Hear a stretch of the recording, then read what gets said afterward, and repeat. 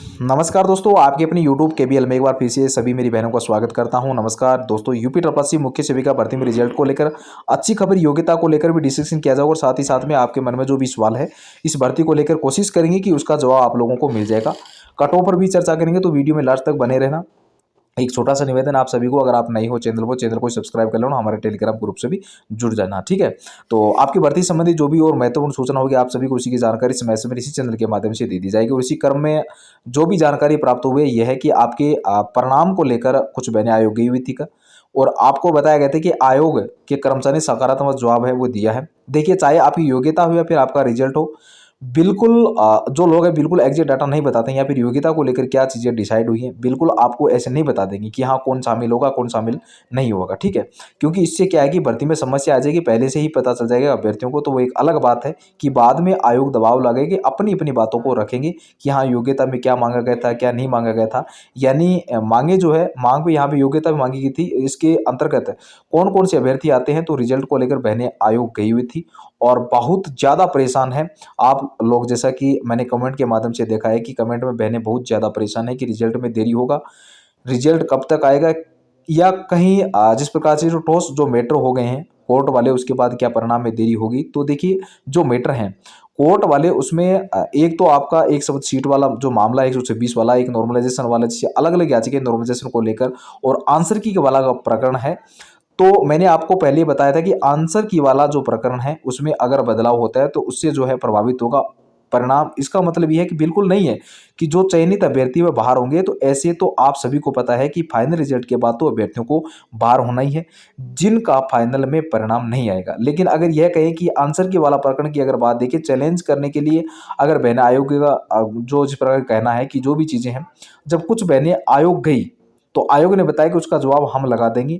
और आयोग ने यह भी कहा था कि जो आपका रिजल्ट है उसी तरीके से रहेगा, उसमें भी कोई परिवर्तन अभी नहीं होने वाला है। जो आंसर की आपकी आयु थी, जो आपका जो फाइनल आपका डीबी रिजल्ट था, वह फाइनल आंसर की से आया हुआ था। जैसे आपका आंसर की एक बार एग्जाम के बाद आता है, फिर उसके बाद फाइनल आंसर की आती है। सेकंड आंसर की जब आपत्तियां मांगी जाती है तो आयोग का यही कहना है कि फाइनल आंसर की जो आई हुई है उसमें जो चीज़ें पहले से हैं वही रहेगी, उसमें कोई बदलाव या जो भी चीज़ें हैं हम उसका जवाब लगा देंगे। रिजल्ट में कोई परिवर्तन नहीं आएगा, क्योंकि यहाँ पर बहनें इसी चीज़ को लेकर परेशान थी कि क्या रिजल्ट में परिवर्तन आएगा।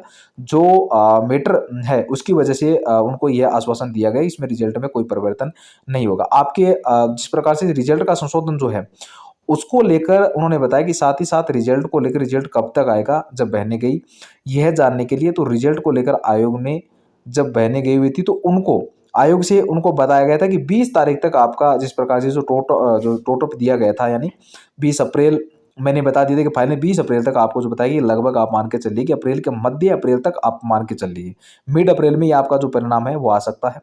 उससे पहले की उम्मीद नहीं है, पहले ही परिणाम आपको बताया गया, लेकिन जो काम है वो हो रहा है। इसका मतलब ये बिल्कुल नहीं है, जब आयोग ने यहाँ अधिकारियों के आश्वासन दिया कि आप हमें 20 अप्रैल तक का समय दीजिए, तो इसका मतलब ये बिल्कुल नहीं है कि 20 अप्रैल से यह लोग रिजल्ट पर काम करेंगे, ठीक है।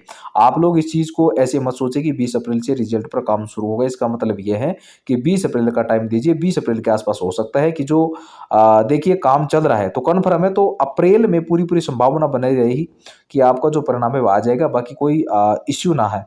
जैसे कि आपका कोर्ट वाला मैटर है उसकी वजह से कोई समस्या ना हो, कुछ ऐसा। वैसे तो अभी तक जो स्थिति है 126 से जो माला वाला मैटर है उसके परिणाम में पर कोई प्रभाव नहीं पड़ेगा।